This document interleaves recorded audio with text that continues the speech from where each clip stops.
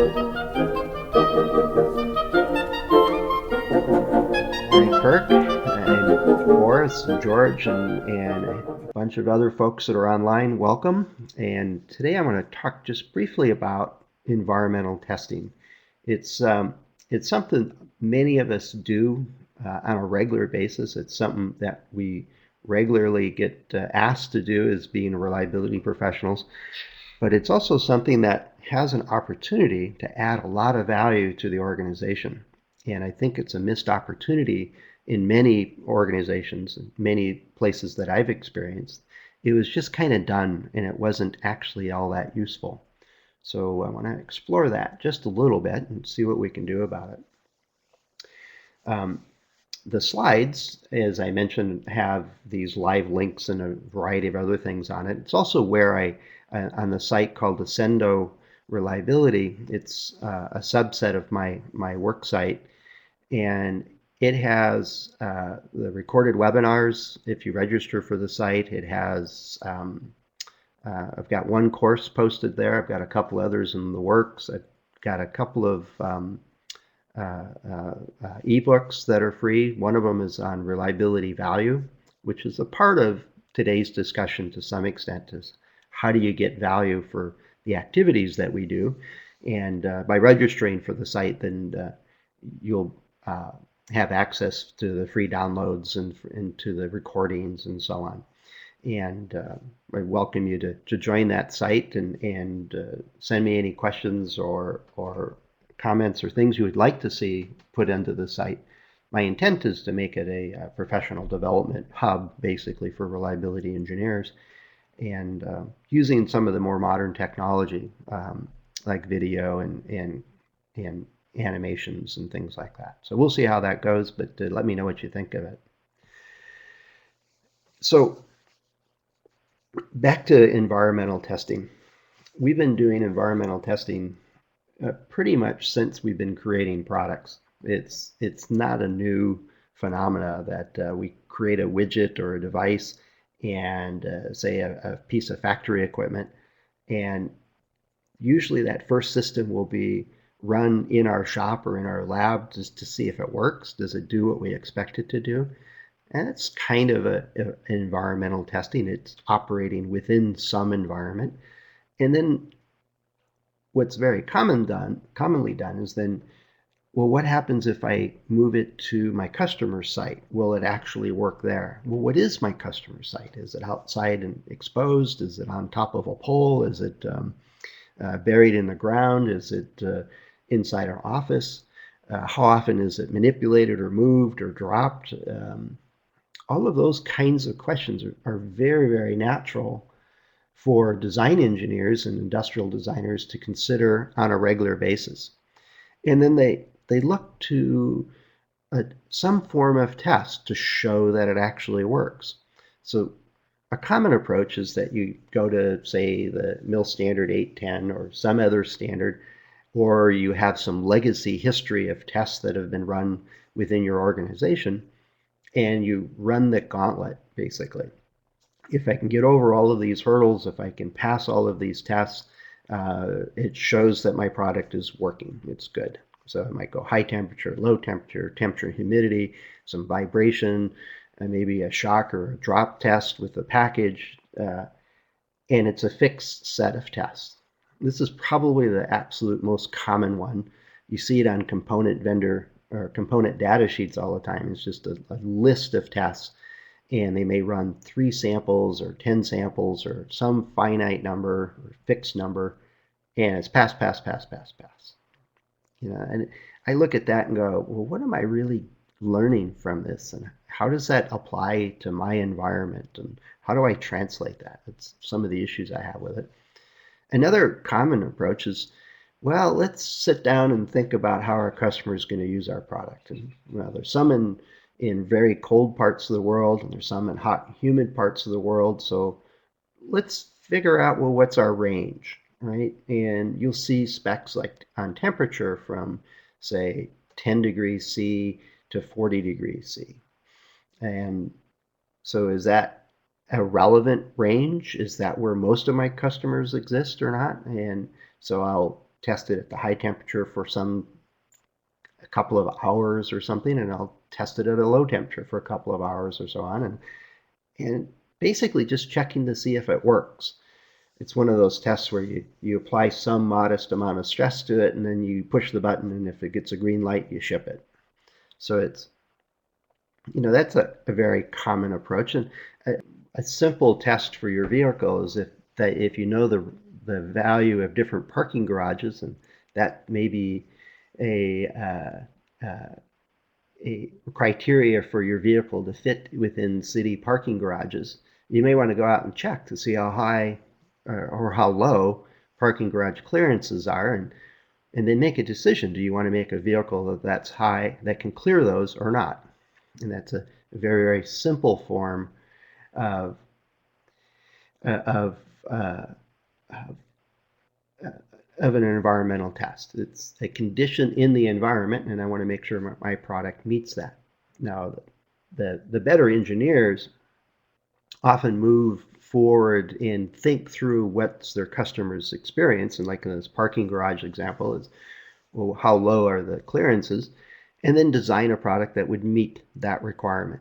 And then the testing may or may not have to be done. It's usually when there's some doubt or some question. A variation of this is that you take the expected range, or you talk to customers, or you have experience from previous products, and then you add a little bit of margin to it. You add 10% to it or something like that. So just moving on to the lily pads here, the standards-based slide deck, or slide, where it's just strictly standards-based. And you see this with semiconductors and with component vendors that have many, many different customers in different environments. Years ago, working with a component manufacturer that made inductors, I asked them about their testing, and they said, well, we have customers that use these devices in cell phones. They're used in satellites. They're used in aircraft. They're used in automobiles. They're used in just about every environment you can imagine. And so we just go to the standards, IEC standards and ANSI standards and IPC standards, and we just do those. Now, they may not be useful for aerospace. They may not be useful for automotive or satellites or so on, but we provide just the baseline amount of verification that the product works under these specified conditions, and then it's up to the customer to figure out if it works in their environment or not. But their testing was very much just pass-fail, and that's how not all standards, but many standards just say run 30 samples from 3 different lots under these sets of stress conditions, and that's what the standard says. It doesn't say whether that's good or not. It doesn't say what your expected defect rate is or not. It just says it'll operate under these specific conditions with no extrapolation, no relative meaning to anywhere else. One of my favorite standards by far is the 85-85, 85 degrees Celsius at 85% relative humidity. And you run that for, I think it's 196 hours, or sometimes it's even 1,000 hours, depending on which standard you're in. But how does that relate under what acceleration model for what failure mechanism does that actually relate to anything in the real world? Very rarely do we want to use 85C as an operating environment for most of the products we deal with. And 85RH is not unreasonably hot. My first visit to Houston, I think we were close to that 85-85. Might have been a little lower on temperature, but it sure felt hot. But it's an accelerated test, 85-85, and typically is. But without the model and without understanding the failure mechanism, how do I interpret that? So if I fail at 85C, is that bad? And is it meaningful? Is it relevant for my product? And so on. So using standards is often a great way to see what kind of tests to do and what kind of equipment to use and so on. One of my favorite documents is the MIL Standard 810, and there's one test in there that I haven't ever had the chance to do, which is the ballistic shock. I've always wanted to go down to the firing range and shoot at products and see how they survived. Now, some products, that makes a lot of sense. So doing everything in the 810 probably doesn't apply for every test, but it does give you a baseline of, yeah, George, if you ever get a chance to do that, let me know, and I want to just come watch. I want to see how that works. But it's not the end of the game, right? Standards-based testing is a baseline or starting point, and it may or may not be relevant for your particular customer's situation. So keep in mind that your customers generally don't apply a single stress, say high temperature or say temperature and humidity, without anything else happening. They apply it in their actual environment. So it sees the range of different stresses at all various different sets of levels simultaneously. So that's one thing to keep in mind as you start looking at the testing. And then on the next slide is the question is, how do you use the results? And that's really the heart of this short discussion is how do you use these results? And let me pull up a little bit different screen here and see if that, hopefully this will show up. I'm changing the screen so that you have two different chat windows.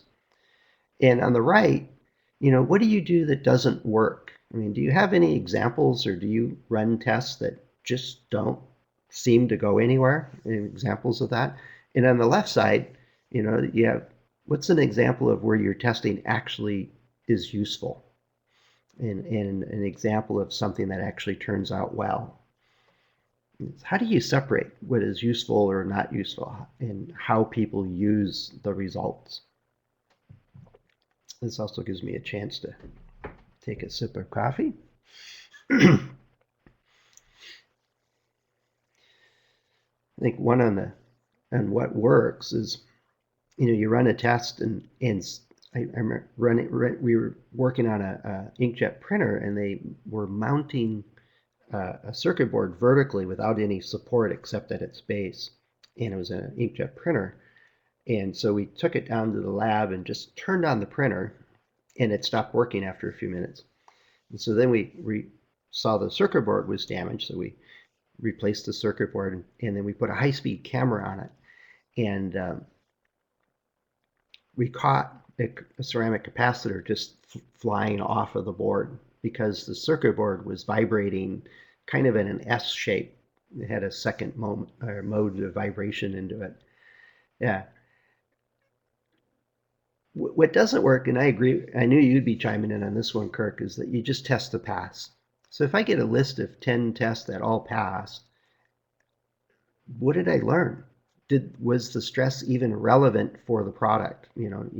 If you're doing all the due diligence and you still, because of resource limitations, have to do testing to pass and you have good models, then that makes sense. Yeah, and perspiration test. I actually saw a formula for artificial sweat one time. It's kind of disgusting. It didn't last very long, but it sure replicated the same kind of effects, but to duplicate field effects. Yeah, so when we're actually finding failures and seeing it, or Salvatore is, doing drop tests, if it actually shows where the weakness in the product is, so the mechanical engineers can say, oh, I didn't know the force was going there, let me change that, or maybe that needs to be a little bit stronger, and they change the design. So those are examples, and it's in our experience. We have done all kinds of testing and we presented results, and as we provide the information to the rest of our team, it's sometimes they say, yeah, that's right, I learned something there and I can do something about it. But other times it's either ignored, or it's not used at all, or it's not terribly useful. Then it's a question of, well, why did we do the testing? So what are the benefits to environmental testing? In the current systems, it might be quick and easy. We don't have to think through what we're doing. We just use the standard set of tests or set of standards, and we set up and run. As you know, it's not necessarily easy. There's still details to be worked out. There's still, how do I measure my product? How do I keep my chamber operating? There's still a lot of investment in doing these things. Certainly not inexpensive. I need prototypes, which are usually relatively expensive compared to the retail price of the product.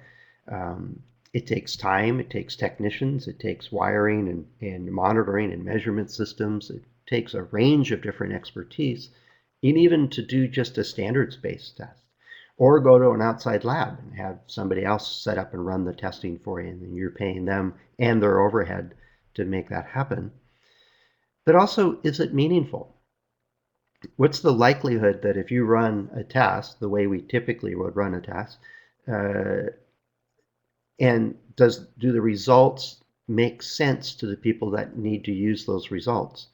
So at some point in time in a product development, we all sit around and say, yes, the product's ready to ship. Environmental testing is a part of that equation. It's not the entire picture, but it's a part of, will it work in my customer's range of environments? And that's what I mean by meaningful.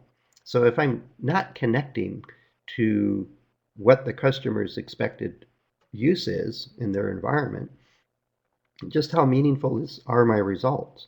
If I don't have a good connection and a good model that relates the environment to the use conditions, or if I don't find anything useful, if I don't find failures or weaknesses that I could do something about, then again, is it really all that meaningful?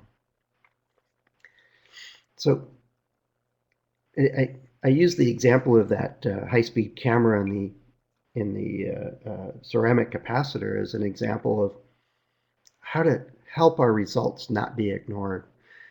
All I had to do is show the video to the mechanical engineer, and they didn't even say anything other than, take a look at this.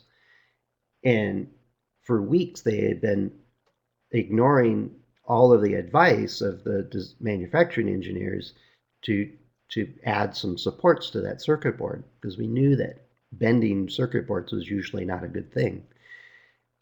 And within a day after showing them the video, there was supports and structures to hold the circuit board in place and to avoid the bending. But just think through, how do you present your results? And it's a bit beyond what I wanted to talk about today, but usually we're walking into some engineering team saying, hey, your product doesn't work, if we're finding failures. So think through how you present that and how you present the options and how do you relate that to what the actual risk is. And we'll talk a little bit more about this, but in general, it's also a people issue. How do you tell somebody that their product is failed and their design isn't working? It's something to keep in mind as we present results, because sure, it's great to say your product's passed. We also know that that's not terribly useful. But telling them that their product's failed, how do we do that such that it actually is heard and useful? So the idea is that from all of the investment we make into running product testing and doing environmental testing, whether it's the weather or use conditions, it's how do we get value from every test we do? I see a bunch of people are typing, so I'm going to pause here to see what that is. Hopefully my sound. Yeah. George, you're exactly right. I had it early in my engineering career. I was taking some test results and a bunch of failures. We called it Strife, but it was a similar test to HALT testing. And the engineer looked at me and sighed and says, all you do is bring me failures and problems. Why don't you just bring me some solutions? Yeah. And Kirk, the idea of reframing it as, at Hewlett Packard, we often called it opportunities, which became a euphemism. But I'd walk in and smile and say, geez, guys, I got a lot of opportunities today. And that was usually met with a groan. So it has some areas, um, but it helped us get past just the confrontational part of it. Yeah, yeah, William, good idea here. This one idea is looking at how your customers use the products. And smartphones in the gym is a great example of where the original smartphones or original cell phones, for that matter, were expensive and fragile, and you'd never take it to the gym, right? It in its own case, basically. But over time, within a relatively short time, now it's in everybody's back pockets and sometimes bending. It's seeing all kinds of forces that are um, unheard of when the first ones came out. But same with our cars and same with televisions and same with most appliances that we use is as we get familiar with them, our expectations change. So it's, how do we keep up with where our customers are at and how they're using it? And seeing a phone in a sauna, that's amazing. Um, and it probably worked just fine as long as they didn't get it moist condensation or too much moisture in it. But be interested to see how many times they could do that before it actually fails for them. And if you're so busy that you can't just enjoy the sauna, you have to be on the phone or on the net, that's pretty sad. That person needs more than just a sauna, I think. All right. So one of the key elements of making the results useful, and this applies to environmental testing, but for any of the kinds of activities we do, is connect it to a decision. So if the project team is coming up to a major milestone and they need to make a decision as to what markets are we going to be in, are we ready to go to the hot, humid environments or not? Where should we release the product first, and where's the most risk for us? If it's connected to that kind of a decision, then the people making the decision will probably have a good idea of what information they're looking for. So if I can say that if we go to this opening up 10% more of our market and it has this change in the environment conditions and it increases our failure rate by 10x, and I know the cost per failure, then it gives us a sense of whether it's worth going into that market or not. On the other hand, we could do the testing and show that it has no change to the overall failure rate, and it's relatively safe to go into that market from an environmental exposure kind of point of view. But the decision is not, did we do the testing? That's not important.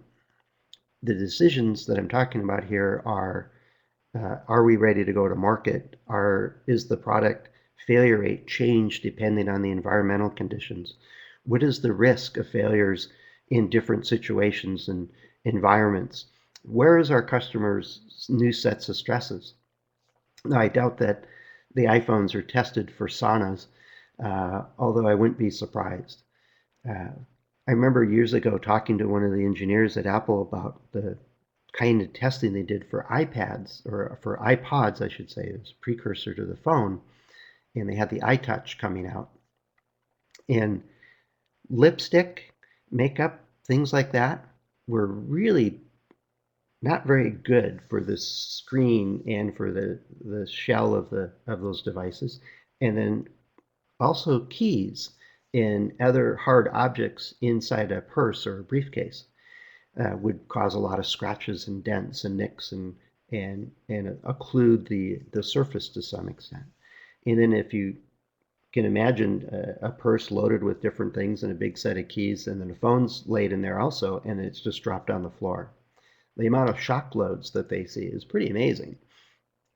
And so part of it is the product ready to go for the way our customers actually use the product? And then it gets trickier is in the way we think they're going to use the product. But tie it to market decisions, to failure rate predictions, warranty, accrual decisions, tie it to those kinds of things, then your decisions are more likely to be aligned with what they need to actually make a good decision.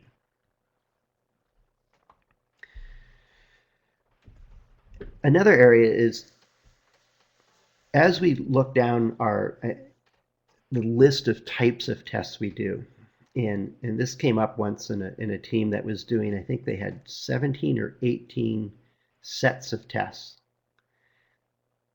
that they did. It was a server product, and so it had different loads and different throughput deals. It had different temperature and cooling scenarios. It had vibration. It had dust and debris. It had uh, over time, as they addressed field problems that related to a particular kind of environment, they would add a test to the sequence.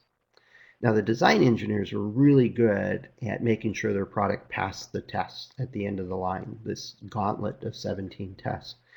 Because, as one guy explained it, is that if you fail the test, you got undue management uh, attention, is the way he phrased it. So they would do a lot of offline testing to make sure their product would pass the suite of environmental tests at the end of the line. But they very rarely failed any of these tests. The design engineers knew the standards, they knew the conditions, they did a lot of work to make sure that their product had plenty of robustness. And on occasion, one of the engineers would know that they were designed into a box. There just wasn't an option to get more margin in the design, so they knew it was an area of risk. So what we did is, in order to keep the emphasis on the good design for reliability and reduce the testing costs, is what we did is we said, out of the 17 tests, let's randomly pick 5 of them and not run any of the other ones. And so we won't announce which tests are being run until near the end. So it kept that emphasis on design for reliability, but then we also worked with the team, whether with FMEA and with halt testing and so on, and hazards analysis, to understand what were the areas with the least margin. What was our engineering judgment and our bench testing saying about where the risks were? Then let's run the environmental tests, which were a bit more thorough than the engineering work. It gave us some confidence in a soft sense, not a statistical sense, that our products, where the margin actually was. And so we maybe ran 5 to 10 tests, 5 of which were picked completely at random, and 5 of which, say, on that order, give or take, were picked based on where the areas of most concern were. And it allowed us to maintain the due diligence the design team was doing, because they didn't know if their part of the design was going to see a particular risk or a particular environmental test or not. But the idea was that we've narrowed down the testing to focus on the areas that we expected the most failures. And so instead of running the whole gambit every single time, we narrowed it down using a little bit of logic. And so that was one way to focus on it. But it also improved the notion that the designers were getting something useful back, because if they identified this was an area that we're not sure about, then the testing would give them information of whether they were what level of concern they really need to have and how to quantify that. The advantage of doing fewer tests is that we could focus the limited number of prototypes we were testing to the areas that we wanted to learn the most information. And so it instead of spreading real thin across all these tests, we're able to aggregate samples into areas we needed to learn more about. So it had a number of big advantages. And the other part, and we alluded to this earlier, is we really need to add feedback that's useful.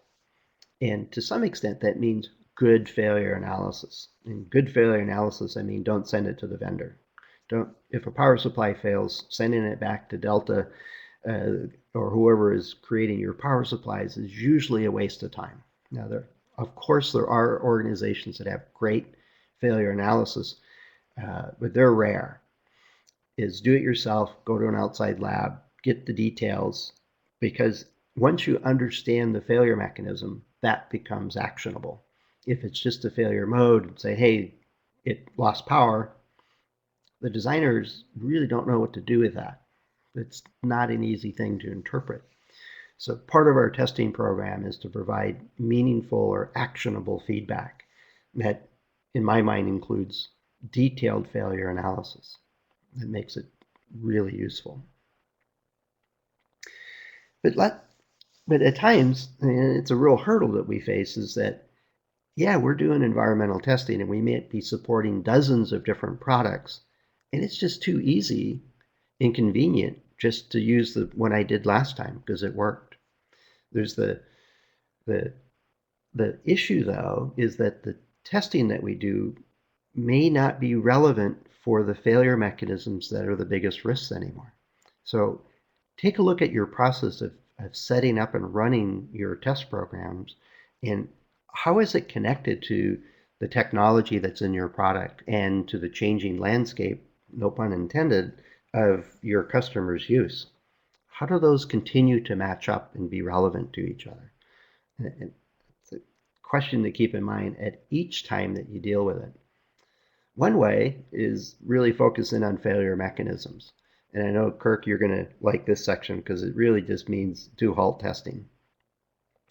But consider how your product changes with time. So things like fatigue and wear and corrosion from the use environment. Where's the stresses that lead to the failures that over time will cause your product to fail? Look at how your customers' expectations are changing.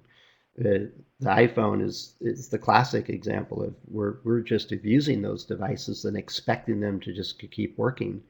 Now, it's a testament to Apple's designs that they're that robust, but it also provides this fine line between where our customers' expectations get ahead of what they're technically capable of. Same with most of our products. Customers will continue to use our products in increasing levels of stress as they expect the product to just work. And then there's all the use, weather, transport, storage, all of those aspects of our products.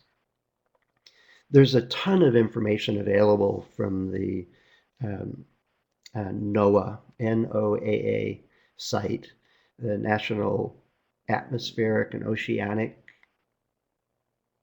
Organization or Administration. I don't remember what they stand for. National Ocean and Atmospheric Association, I think is what the standing is. A little bit of digging in there, you can find weather station data from around the world. And some of it goes back 30 or 40 years.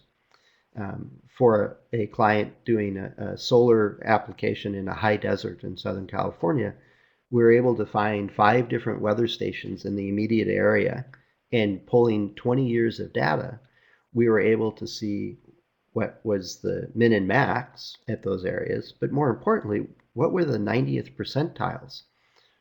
What was the 10th percentile in temperature, which is cold, but not the absolute extreme? And what was the 90th percentile hot? So it wasn't the extreme, it happened for a couple of hours one day. It was, we're 90% of the time, or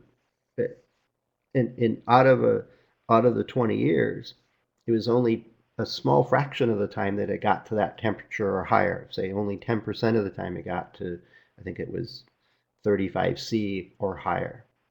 And so what we used that information for was to say, well, what's the range of daily temperature change that we see using this idea of going from the 10th percentile to the 90th percentile in range on a daily swing, and then max temperature, min temperature, rainfall, wind speed, and so on.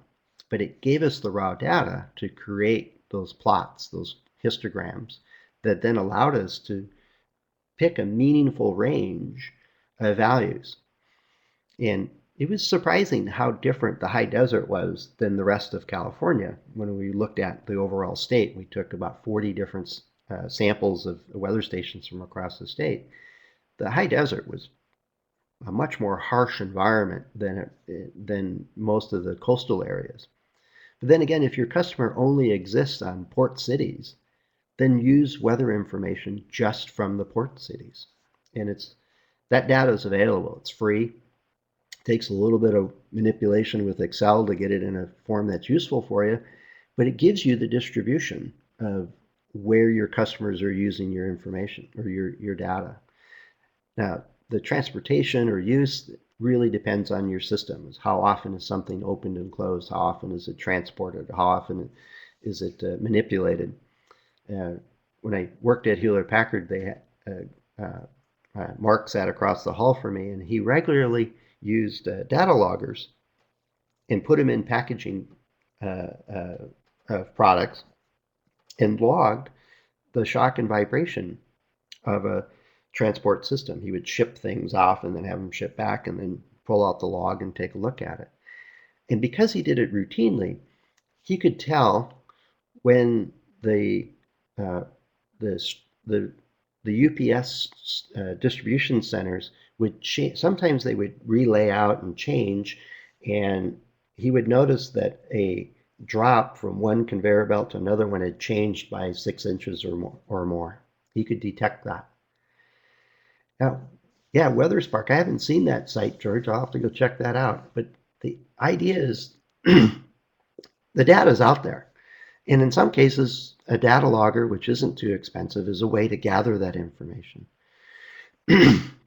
And it allows us then to start mapping where our customers are and the weather and use environment they have back to our testing. So instead of just a hardcore plus or minus values, if I do testing and show that if it fails here, it'll affect 5% of my customers. If it fails here, it'll affect 20% of my customers. Now I've got a relationship between my test results and my customers' expected use environments. And that's much more meaningful than just a pass-fail kind of result. That's the idea. Kirk, I'm on weather use and transport. It's got a bunch of, looks like crab pots kind of on that thing. Sorry about that. So I'm moving on to our slide that's how well do you understand the range of conditions? It's a part of our reliability definition, the environment or the use. So it's if you can get a distribution, even if it's just a straight collection of data and you create a histogram, that alone helps us understand where, and mapping that to where our customers are provides a very rich source of information about where our risks are. So if something fails at 85C and we have absolutely no customers that will experience that range, if it fails there, okay, it's minimal amount of risk as compared to if it failed at 20C. And that might be the vast majority of our customers use it in an office environment at 20 to 25C. Then that can be perceived as and understood as a risk. It's when it gets into that 35, 40, 45 degrees C ambient environments is, well, how many of our customers are actually in those environments? And is it now in that gray area, do we fix it or not? Now, I know that in some cases, if that's the only failure we got, then that's what we work on. But if the failures are well above our areas where we expect customers to be, and we have the data, it's a whole lot more convincing. This is where my biggest hurdle comes with standards. No standard knows your customers as well as you do. So it's a starting point, the type of units to use, the type of test equipment to use, things like that, but it doesn't tell you what to test to. So I'm going to move on to the next slide, which is weather data, and saw the weatherspark.com or NOAA provide great amount of information, but get the distribution. What are the ranges for what your customers are doing? Yeah, Kirk, recreational vehicle for an Xbox. Yeah, that's got to be a good application to deal with. But then usage data. How often is something manipulated or opened or changed or so on? Speaking of Xbox, I had the chance to work with the team there on their game controllers. And If you're familiar with these gaming systems, the controllers are wireless and they have like 20 buttons on it. And some are used very rarely, like the setup button. So I'm on the slide that has a clock on it. But when I was there, they asked me to do a bunch of testing. They were considering a different technology for some buttons. And I said, well, how often do people push this button? And they didn't know. So the mechanical engineer said, well, the button's rated for 1 million cycles. I says, well, how did they test that? What forces did they use? What mechanical structure was around it? How was that set up? How was that relevant to our design? And it wasn't clear. He says, well, 1 million sounds like that's great, right? But it doesn't take long to recognize that there's some buttons on that game controller that are pushed a lot.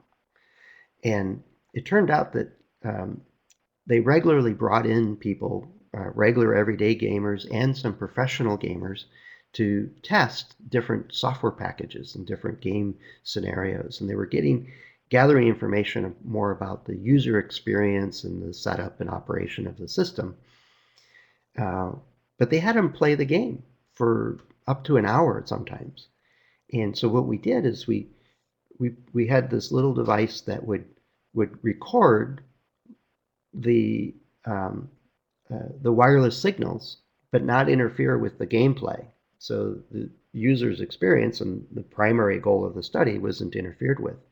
But we put basically a little antenna in the room and collected all of the transmissions from the game controller. And then with a little bit of manipulation, we're able to say how many times the A button was pushed playing this particular game for this duration of time. And so we gathered about 30 to 40 of these different scenarios of different range of game players. And what it created was a histogram of the number of times this particular button was pushed. And it was a range of player capabilities and styles and different games and so on. But it gave us a sense of how often this thing would be pushed. And then extrapolating that out with marketing data, saying how often people play the game, how many hours we collected. Because with Xbox, like PlayStation and others, is oftentimes you're running the game off of a server with other players. So we had a reasonable idea of what the range of gameplay per year was. So those two pieces of information, a little bit of math, said 95% of our customers would push the button 875,000 times or less, and so on. And so looking at the range of different button uses, different styles of playing and so on, we're able to map how often each of the buttons were used for different categories of gamers, different styles of gamers, basically. And then we took that back to testing, and then testing to failure and creating a distribution out of that gave us the classic stress strength calculations. Now, it wasn't normally distributed in either case, but it allowed us to do the calculations to figure out what proportion of times would a particular gaming or a game controller be in the hands of somebody that would wear it out. And that gave us a pretty firm idea of then where to draw the line as to what would be an acceptable technology versus a not acceptable technology. And it allowed us then to move forward with other design aspects and making decisions about vendors and changes to the product design and so on, that allowed us to make really, really good decisions based on hard evidence. Of course, you can improve it, take more samples, have a wider range of input into the use and stuff. And it was an ongoing process of improving our understanding of the environment. In this case, it was just around some buttons. So it was an interesting application of just asking the question of how often does somebody push this? In some cases, it's relatively simple and an engineering judgment's fine. Other cases, go get the data, especially when it makes a lot of sense for the money on it. So I'm moving on a couple of slides to an old pickup truck or old truck hood here in an environment similar to where I grew up, nice and cold. But the idea with a waterfall test is a way of organizing the range of different environmental tests you're doing such that you accumulate damage and apply multiple stresses to the limited prototypes you have. But it takes a little bit of thinking through at the failure mechanism level. So if I have a seal, for example, and I know that a freeze thaw or thermal cycling would weaken that seal, and then I do a pressure test or I do a vibration test, it accumulates damage on it when it's in a weakened state. So the idea is to sequence the testing such that it's likely, thinking through the failure mechanisms, it's likely to see damage that would be similar to the way the customers would experience it. So in some cases, it's take it through a day in the life of your product, use that as your sequence. Others is the transportation provides plenty of damage, but is it too much? So replicate the transport system and then do the use environment type systems. Others, it's just timing. Maybe my temperature soak has got to take a week, but thermal cycling is going to take 6 weeks. So after the temperature soak, then I run cold temperature, I run drop testing and so on, whereas the other test is running just in parallel to it. But it's thinking through the sequencing such that you can minimize the test time and the samples required, but then use your samples from one test to the next to get information, as much information as you can, especially about the accumulation of damage.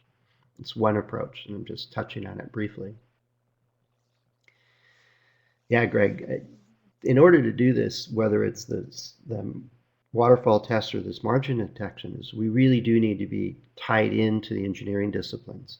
So if we're just getting a set of protos and said to go run the test, that's not what I think of engineering. It's really working with the design team right up front to understand the environment so they can make good decisions to start, understanding the risks so that they can make good decisions and make comparisons and so on. So margin detection is another type of approach, but it essentially summarized to just test to failure. So if I can do that early on prototypes or with my vendors for components and feed that back into the design team. And it's that relationship of knowing my environment. Well, how much force can I take before I'm knocked out versus how much force could my customers apply? And it's that relationship that becomes useful. It's not just that we have a fixed amount of force because they're constantly making people that can punch harder. It'd be one way to use this analogy. So I'm on the slide for test to failure. So the next slide is then focus on the risk areas. Is as I'm testing to failure and doing exploratory testing like a halt test, is that narrows down where the weaknesses of my product are. Then focus more detailed testing to characterize the relationship between my customer's range of environments and those risks. That allows us to make some meaningful decisions. And then the last slide here is looking underneath the Volkswagen bug, is look for those interactions. Keep in mind that our customers use our products in a multi-stress environment. And sometimes it's the interaction that causes the problem. So while it's difficult to find a chamber that does temperature, humidity, vibration, power variation, dust and debris, and shock all at once, it is possible that particular combination of conditions would cause a failure. So while it gets more exotic all the time, it's think through how our customers use our products and where's the weaknesses of our product. And then from a physics or chemistry point of view, where are the interactions that make sense that we need to account for? So vehicles, it's often the petrochemicals, the fuels and lubricants can degrade materials. So if you're creating a test, is make sure you don't use just pristine, clean parts. Let them deteriorate with the exposed contaminants they're expected to see and get an idea of what's going on there. So I think this is my last slide and got a little delayed there with some of the sound issues at the start.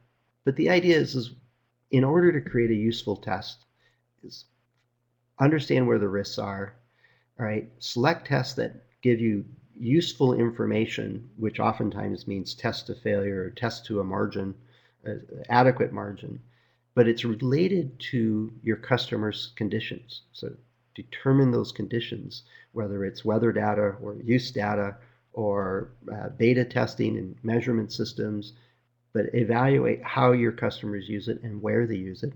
Collect that information in a rich sense so that you can make some meaningful decisions. And then document it.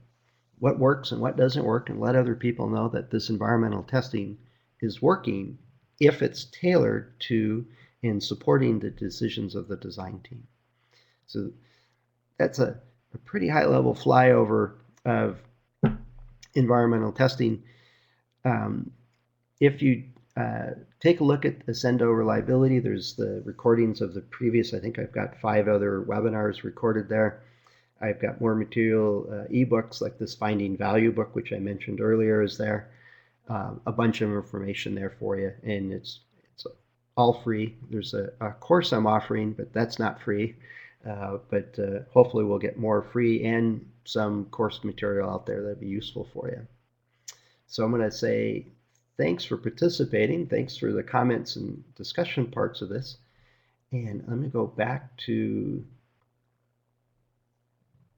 the slide here that will allow you to get the slides if you want them. They're also going to be available online at the Accendo site. And also there's links for more information, and it has the Join Accendo link there also. So yeah, Gregory, I know it's a lot of information. I kind of struggle with I usually want to do a lot more feedback and interaction, but I also knew that there was a lot of content here. Hopefully it summarizes down to something that you can take away. And it's basically think through the risks, think through the stress strength type curves, and how can you create those in such a way that you can, even if it's basic histograms, but it helps you to frame any of your tests to whether it's relevant or not, and how other people need to use that information to make decisions. So I think that's key, is understand the environment, understand where the risks are, and then connect it to decisions. And I think you'll be in great shape.